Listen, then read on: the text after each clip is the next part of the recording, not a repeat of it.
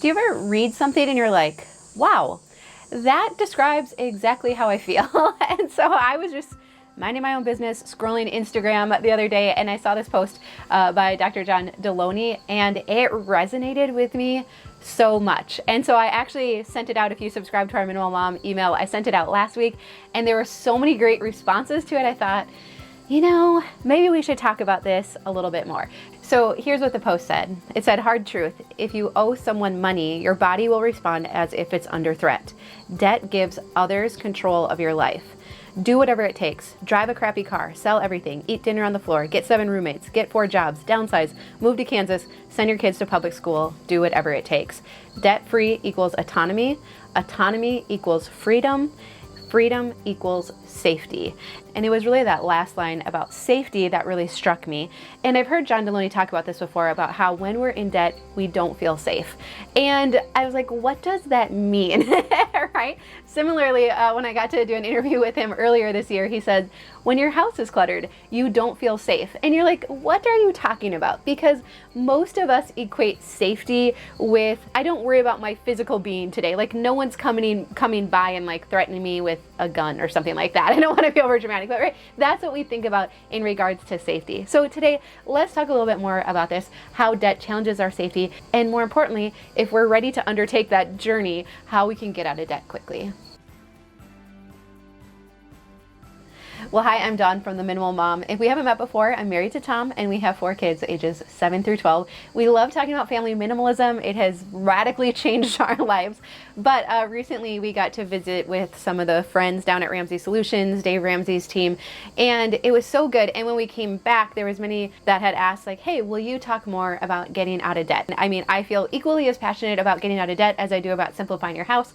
However, when it comes to actually talking about it, I feel like it's right up there with religion and politics. It's controversial. Not everybody agrees with the tactics and the strategy behind it. Also, it's a very emotional topic. There's a lot to it. It's complicated. And so I think it's easier to talk about decluttering than to get out of debt. So today, like I said, I saw this post by Dr. Deloney and I was like, oh, that is just so true. And so I thought today we could talk a little bit about it. If you're not in a season right now where you can fully invest the energy and the bandwidth required to get out of debt, I totally understand that and I respect that. And so we'll talk about a couple of things that you can do, even if you're not ready to fully dive into that I think will help you still make progress in this season that you're in. So first, let's talk real quick about how debt challenges our sense of security and safety, and then we can talk about some really easy tactics to get out of debt quickly. So I think it's helpful if we actually look at Maslow's hierarchy of happiness, because what we'll see on here is the very base layer. Again, he proposes that this is how we feel fulfilled in life, satisfied, and can become the best versions of ourselves. And so the very base level is that we have to have our physical needs met. We need shelter, clothing, water. And so that's those very base level needs that we all need to have met. And then look, what is the very next level up? It's safety, it's security.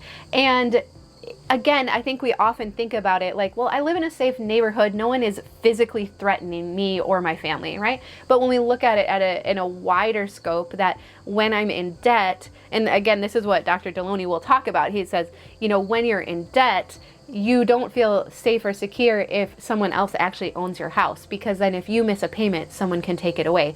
If you miss a car payment, then someone can take it away. And so again, this idea of safety, because it's not actually ours, it can be taken away. And that's what makes it feel unsafe. And so that was kind of the point he was trying to make with what he shared on Instagram. And to be honest, most people aren't talking about this, right? Like our culture does not champion getting out of debt. If anything, I think we kind of are made to feel like weirdos, and like in some aspects too, like, well, that's not even smart. Like, I mean, if you look at the return and the different ways you could invest your money or spend it, getting out of debt and paying off your mortgage isn't actually smart. And that would be from an economical perspective. Some could make that argument. But again, if we're looking at it as, I want peace of mind, I want to feel safe, then we're looking at it completely differently. Similarly to when we're decluttering our house, you know, people will be like, well, why are you getting rid of perfectly good things? And again, it's that idea of safety. When my house is cluttered, I don't feel safe. My body is literally releasing chemicals that put me in fight or flight mode, right? So I don't feel safe in a cluttered home. Similarly, I don't feel safe if we have a lot of debt. And again, this is a new way of looking at this. But then the question comes up, But why then? Why do I want to buy all of this stuff? And I think there's two main reasons. So we'll talk about those quick, and then we'll talk about 3 ways that we can work towards getting out of debt, even if we don't have a ton of extra bandwidth to put into it right now. So 2 reasons that we often spend money and go further into debt. One, I'm reading this book right now. We all know about dopamine. It's called Dopamine Nation. Really good book. It's fascinating how like our culture right now is just all about dopamine. There's other hormones and chemicals that play into it too, but dopamine is one of the main ones. And so when we shop, we know this, right? Most of us, why do we shop? You get a hit of dopamine, right? It feels good. And isn't it amazing though, how that purchase, you get the initial high, it's from the anticipation of buying and then achieving that, but then afterwards it's gone. We've all experienced that, right? It is so fleeting and it does not last. So that is good to know that that's how our brain functions, and it helps us the next time we go to make a purchase to be like, wait, I've been here before, right? So I do think it's important to understand that. But the second thing, why do we care about brand names and driving nice vehicles? Like, have you ever wondered that? Like, why?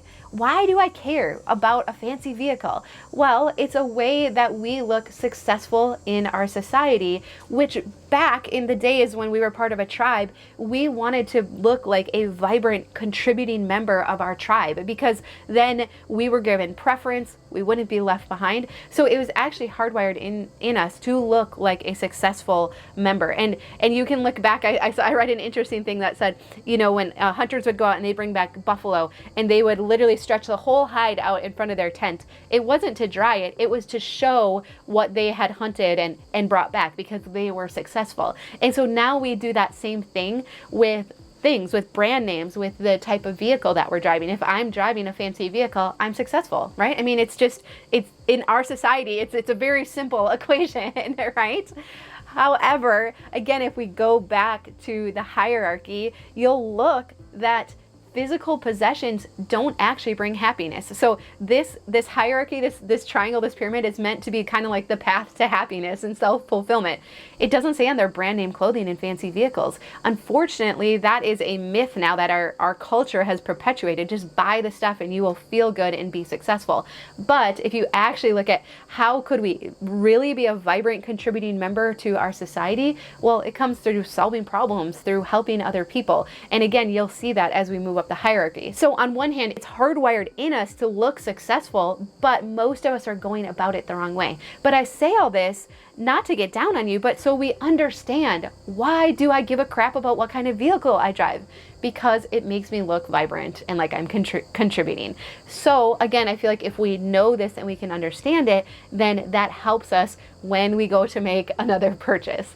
Okay, so like I said, the reason that I often don't talk about getting out of debt is because it's complicated. It takes a ton of emotional bandwidth, and you really need buy-in from the other members of your household. And so let's talk about 3 ways we can get started on that journey. If we're like, yes, this is important to me, it's something I've wanted to do for a long time, let's talk about 3 practical things that we can do. Number 1, understand that it is a big emotional investment. So what I mean by that is that it takes a lot of extra bandwidth to work against the dopamine, like this habit that we've created for shopping to fulfill needs. It takes a lot of extra energy to commit to cooking 100% at home and not eating out, to selling stuff online to make extra money, to picking up extra jobs, to telling our kids that they can't buy things or be in things because this is our priority right now. That all takes a lot of extra energy and bandwidth. So if you have started and failed, we completely understand. Tom and I started 3 different times before we were finally successful with getting out of debt. And so it was over the course of like 10 years. And so we fully understand. It's one thing to learn the principles and to say, yes, I understand, I want that. But then to actually go through with it all, it's hard. Like, it is difficult. So understand what you're getting into, and if right now is the right season for that. It might just be that right now isn't the best time, but that's okay, because that brings us to number 2. There is still things that you can be doing in this interim. So something you could still be doing, even if you're not fully invested in getting out of debt right now, is to keep decluttering your home. As we declutter, we change our perspective on stuff, and most of us through the decluttering process also stop buying, right? Because we're so disgusted with ourselves and all of this stuff we've brought into our home only to later declutter. We've realized that it did not add the value that we thought it was going to be. It wasn't the solution we were looking for. And so through the decluttering process, we start to put stuff in its proper place, and most of us tend to buy way less when we're decluttering too. So keep decluttering your home. You're going to feel safer in your house. You're going to free up bandwidth so that then down the road you can tackle something like this. The next is to stop the bleeding, as Dave Ramsey will say. So commit to stop going into debt. So even if you're not going to actively work on getting out of debt right now, stop going into debt. Put the credit cards in a block of ice in the freezer, cut them up if you're that brave, but stop going further into debt. So then when you're ready to tackle it, it's going to be a little bit easier to get out of debt. And then lastly, surround yourself with people that are talking about this. Like I said, nobody talks about this. And it's unfortunate to me because, again, we're all living this life of feeling unsafe together, and it's very unsettling and obviously contributing to stress and anxiety. And so surround yourself with people that are going through the same journey. I love if you use the hashtag debt-free community. You're going to find lots of friends on Instagram and Facebook who are going through this process. Follow them. Unfollow the people that are always selling you things. Follow people that are on the same journey and path, and I think you're going to find it very motivating. And then, of course, I mean, we listen to all the Dave Ramsey stuff. That's the program we use. You don't have to, Rachel Cruz, to if Dave turns you off a little bit. Dave Ramsey was the one who resonated with Tom the most, and so I was so grateful that Tom really got on board with listening to Dave Ramsey on YouTube and to his calls and the debt-free screams and everything. That was so helpful because you have to surround yourself with others that are doing it, or it's really easy to get discouraged. And so it's so hard because I know it's hard if other members of your household aren't on board with it. I know it's hard if you add up all your debt and you're like, it's done, it's impossible. Like, it is physically impossible with what I make to even think about it. That is exactly where we were when we started this.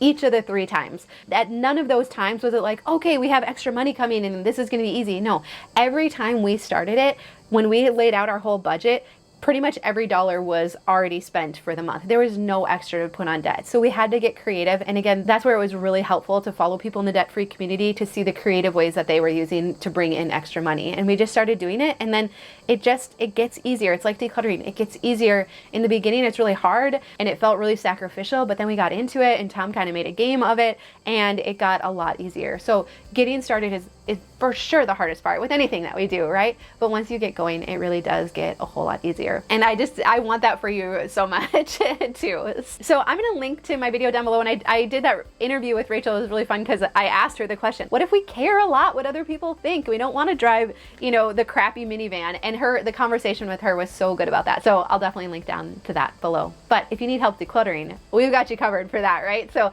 we have tons of videos to help you declutter and to declutter faster. All right. Well, I love you. I hope you have a really good day and I'll see you again soon.